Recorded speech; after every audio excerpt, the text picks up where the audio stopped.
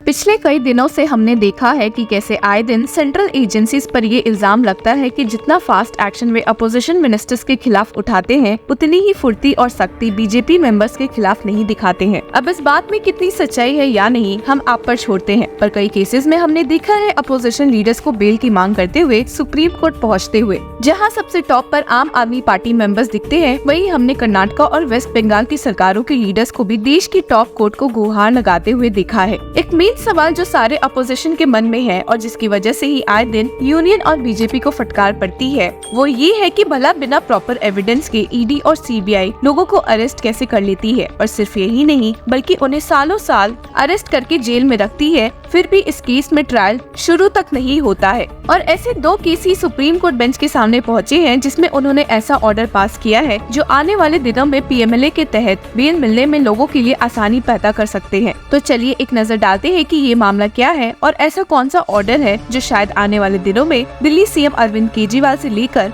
मनीष सिसोदिया सबको राहत दे सकती है। तो पहले बात करते हैं एक ऐसे मिनिस्टर की जिनका भी हाल दिल्ली सीएम अरविंद केजरीवाल जैसा ही है और जो खुद अपोजिशन पार्टी से बिलोंग करते हैं। तो यहाँ बेल की मांग करते हुए सुप्रीम कोर्ट पहुँचे हैं तृणमूल कांग्रेस लीडर अनुब्रता मंडल, जिनके खिलाफ central bureau of investigation CBI द्वारा केस फाइल्ड है in relation to an alleged India Bangladesh border cattle scam. आपको बता दें कि ये case justice Bela N Trivedi और सतीश चंद्र शर्मा की बेंच के सामने आई है। इसकी हियरिंग के दौरान टीएमसी लीडर की ओर से मौजूद सीनियर एडवोकेट मुकुल रोहतगी ने आर्ग्यू किया है कि उन्हें अभी तक चार्जशीट की इंग्लिश ट्रांसलेशन नहीं मिली है। सीनियर एडवोकेट रोहतगी ने कोर्ट को ये बताया कि ये डॉक्यूमेंट बंगाली लैंग्वेज में है और करीबन 1000 पेजेस के हैं। सिर्फ यही नहीं बल्कि पिछले कितने हियरिंग से सीनियर एडवोकेट रोहतगी ने यही पॉइंट बार बार उठाया है।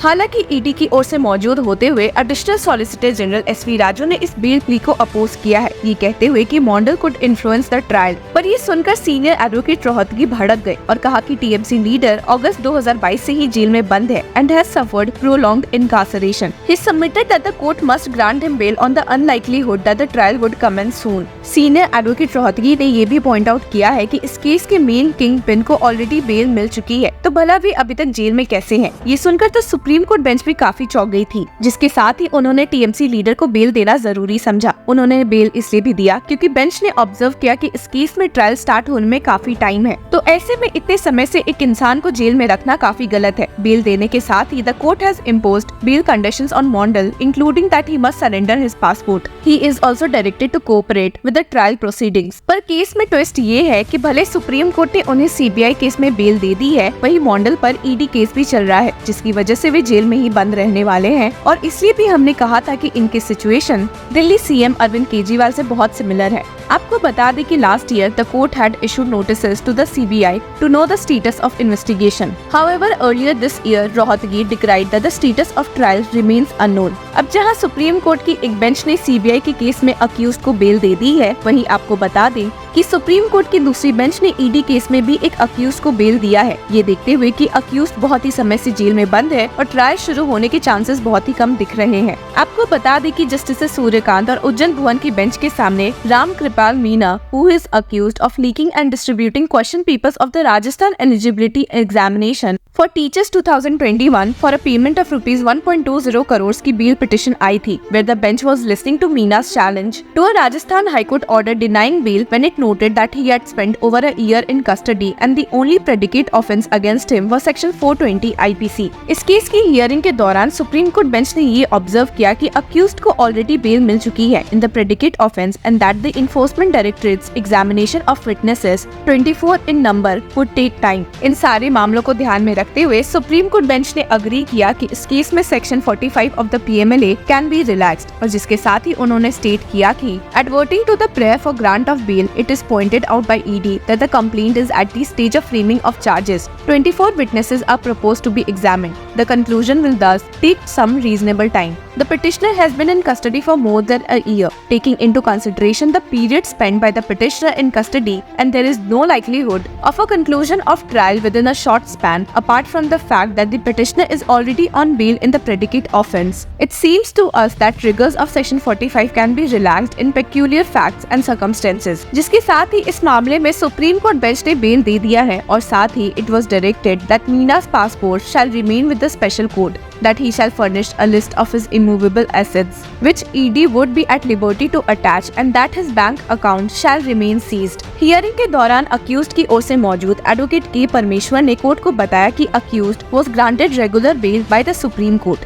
Thereafter, he came to be arrested by ED, even though no predicate was made out. He alleged that it was a case of malicious prosecution and ED was trying to keep Meena in jail. आगे advocate परमेश्वर ने ये भी submit किया कि while the provisions of Rajasthan Public Examination Prevention of Unfair Means Act 1992 did not constitute scheduled offence, no offence under Section 420 IPC, a scheduled offence under PMLA was made out against Meena, as it requires non-fulfillment of a promise made falsely. On the contrary, he urged it was ED's case that Meena sold the question papers to certain candidates and as a result of it, they were successful. हालांकि justice Kant इस submission से disagree करते हुए देखे गए और जिन्होंने state किया कि section 420 IPC does not require a bargain. उन्होंने ये भी पॉइंट आउट किया कि ED was intending to send Meena to a correctional home and not jail. Supreme court bench ने जब ईडी से भी सवाल किए तो ED's counsel informed that the case was pending at the stage of framing of charge and 24 witnesses were sought to be examined by the agency. अब जब इतनी बात हो गई है तो हाईकोर्ट के भी ऑर्डर पर एक नजर डाल लेते हैं कि भला उन्होंने मीना को बेल देने से क्यों मना कर दिया था।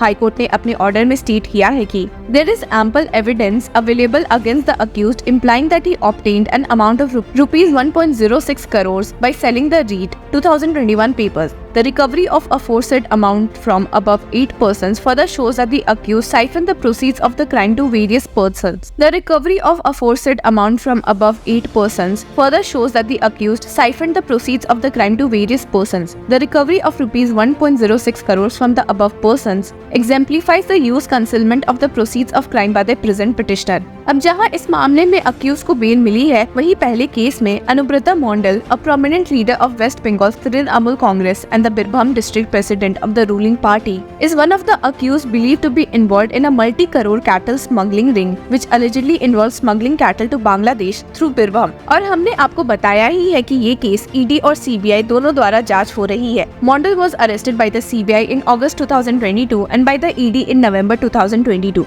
This year in January, the Calcutta High Court refused to grant him bail in the case lodged by the CBI. Later, Mondal was shifted to Tihar jail in the national capital, where he is currently lodged from a local correctional home in Asansol. इन सारे cases से तो ये समझ आ रहा है कि अब supreme court भी देख रही है कि बिना ट्रायल शुरू हुए अभी तक ऐसे लोगों को अरेस्ट करके रखना काफी गलत है, जिसकी वजह से ही वे बेल आए दिन अवॉर्ड कर रहे हैं। तो शायद आने वाले दिनों में कुछ और टॉप लीडर्स को ऐसे ही राहत मिल सकती है। इन पूरे केसेस में आपकी क्या राय है, हमारे साथ जरूर शेयर करें। Until then, keep following law चक्रा।